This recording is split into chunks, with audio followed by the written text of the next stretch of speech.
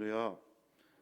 이제 벌써 5번째 시간입니다. 내일이면 이제 마지막 날이 됩니다. 오늘 우리가 함께 읽었던 본문의 말씀, 이 말씀을 들여다보면 예수님께서 골고다 언덕에서 십자가를 지시는 모습이 보여지고 있습니다. 예수님의 이 십자가에 관한 영화가 참 많죠. 거기에 보면 예수님께서 당하신 고통을 아주 상세하게, 아주 자세하게 표현하는 것을 보게 됩니다. 근데 요한복음은 조금 달라요. 요한복음은 상당히 절제된 표현을 사용하고 있습니다. 예를 들어서 다른 복음서에 보면 구레네 시몬이 십자가를 지었던 이야기도 다 빼버리고 쓸개를 탄 포도주를 드신 것도 다 뺐어요. 주변 사람들이 머리를 흔들면서 예수를 모욕했던 장면도 그 기록에서 뺍니다. 그리고 자기를 구원하고 십자가에서 내려오라고 소리 지르는 그 군중의 소리도 다 빼요.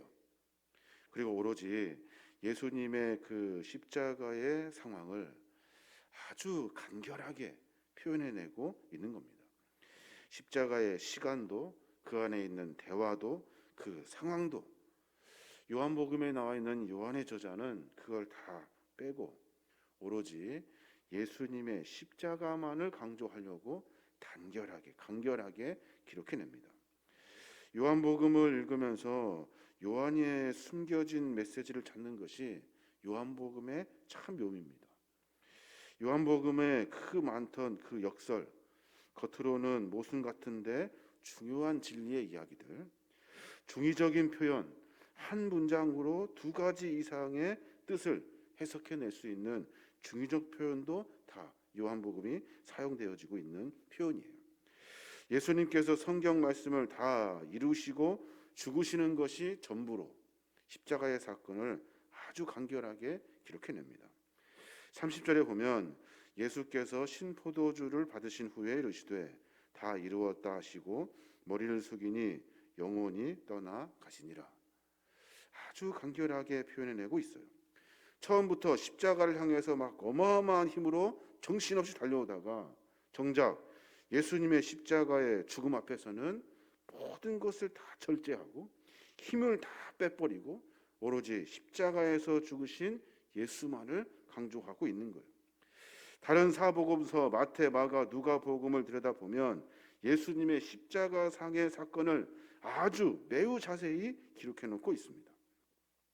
마태, 마가, 누가, 요한의 본문을 병행구조로 같은 사건을 어떻게 다르게 기록했는지 알아보는 병행사복음서라는 책이 있어요. 그 책에 보면 십자가상의 예수의 이야기를 요한은 매우 절제하여 묘사하고 있는 겁니다. 그런데 그 절제된 표현은 요한의 어떤 의도가 들어있는 거예요. 다른 제자들은 사실 그 십자가 사건에 가까이 있지 않습니다. 요한복음의 저자인 요한만, 그러니까 26절에 나오는 사랑하는 제자라고 하셨던 그 제자가 누구냐면 요한이에요. 다른 제자들은 다 도망가 버리고 요한과 베드로만 그 십자가 주변에 있었던 거예요.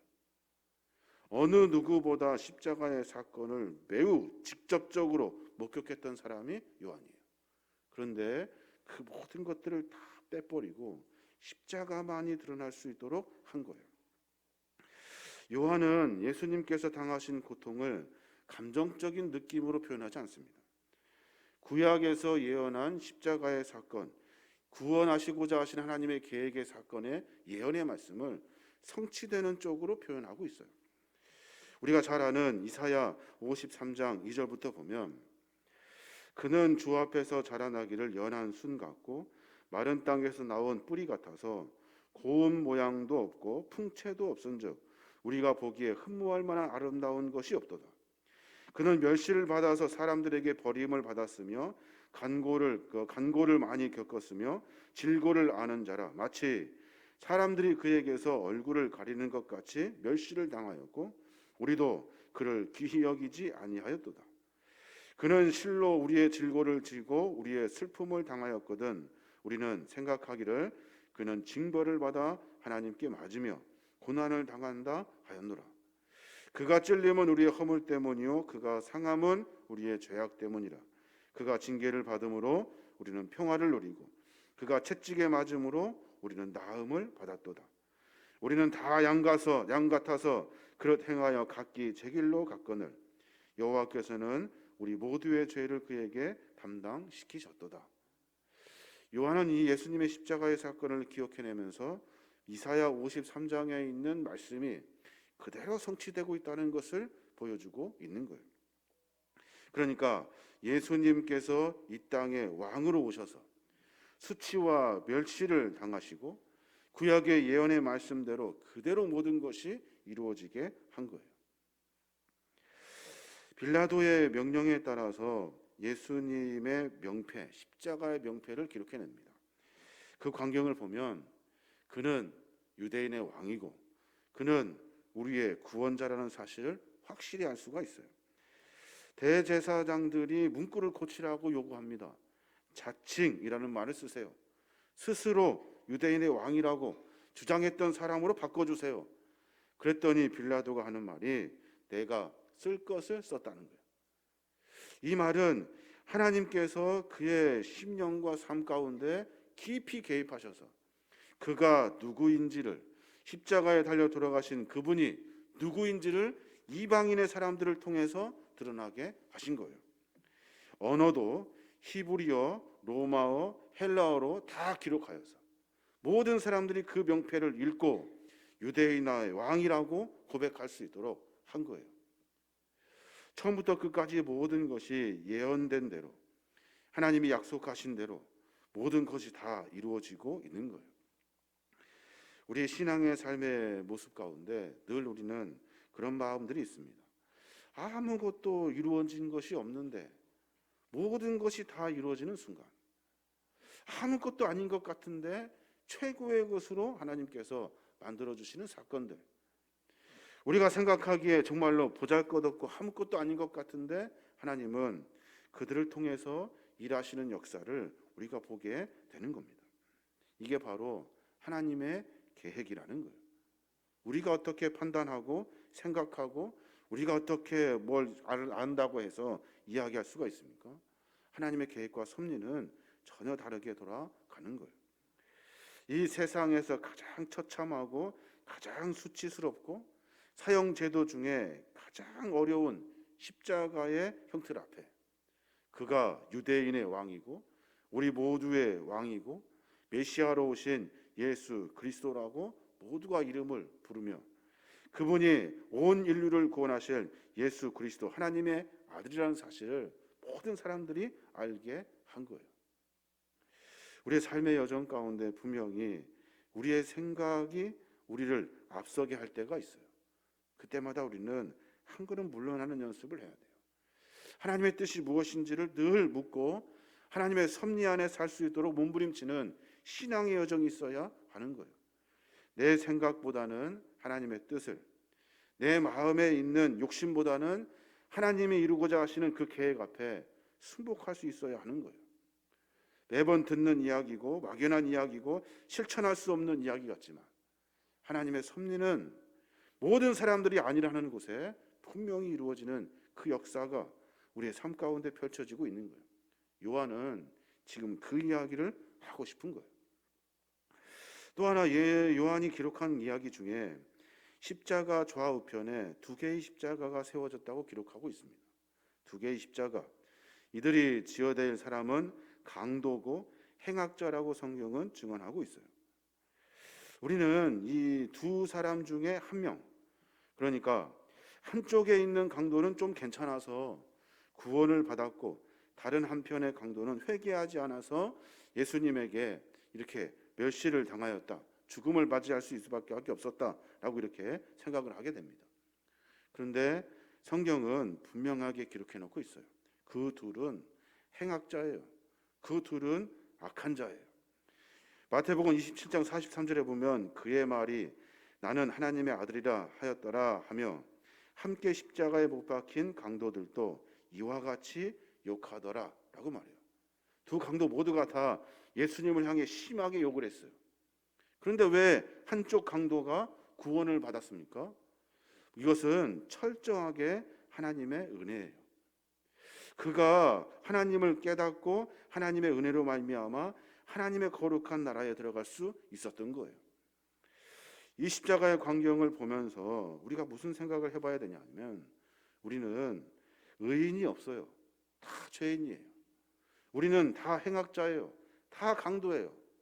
그런데 어느 순간 우리가 잠깐 예수님에 대해서 고민하고 우리의 믿음과 신앙에 대해서 고백하는 그 순간, 죄인이고 흉악자이고 강도인 우리가 하나님의 은혜를 만나게 되었다는 거예요.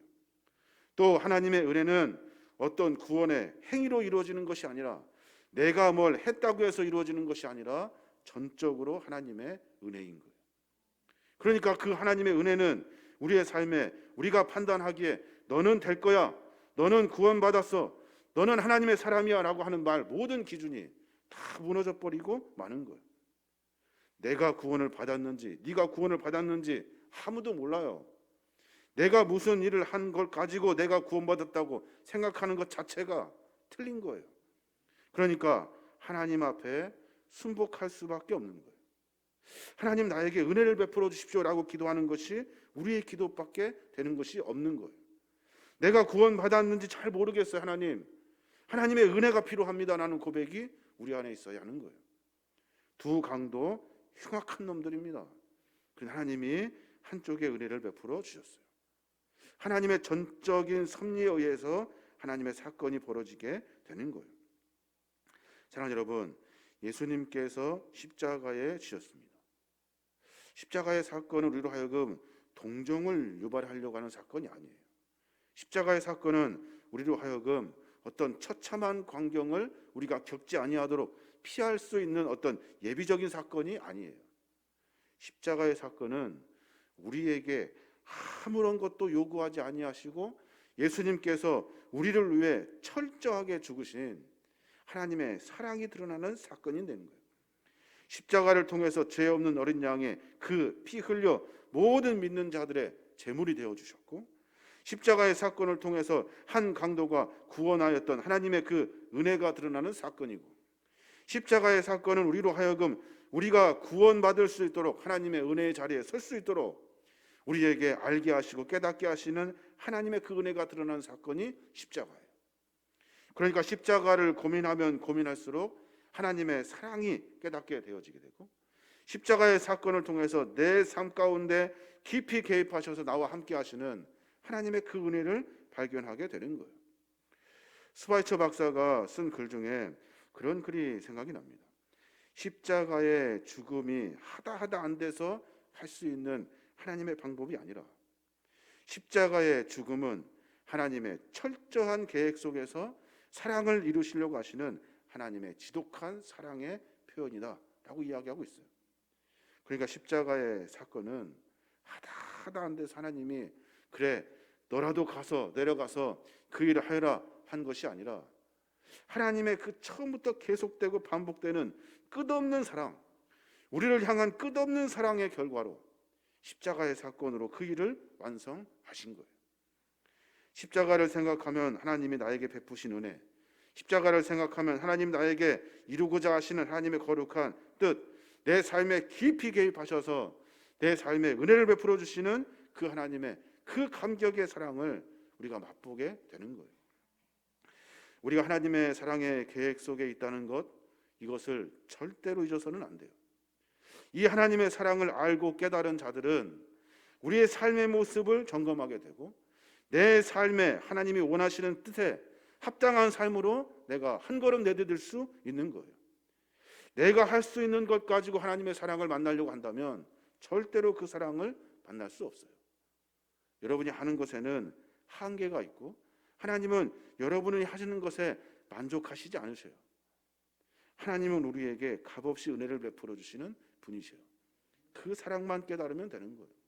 나와 늘 언제나 함께하여 주시고 내 삶 가운데 깊이 개입하여 주시고, 나로 하여금 하나님을 사랑할 수 있도록 내 입술을 열어 고백할 수 있도록 내 마음과 생각에 하나님의 마음을 품게 하신 그 하나님의 은혜, 그거면 충분한 거예요.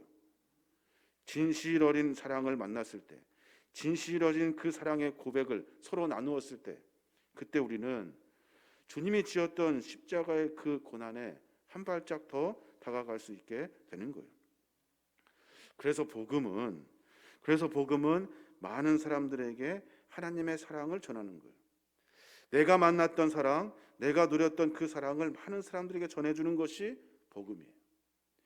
요한의 저자는 지금 십자가의 사건을 통해서 많은 사람들이 하나님의 귀한 사랑을 깨닫기를 원합니다.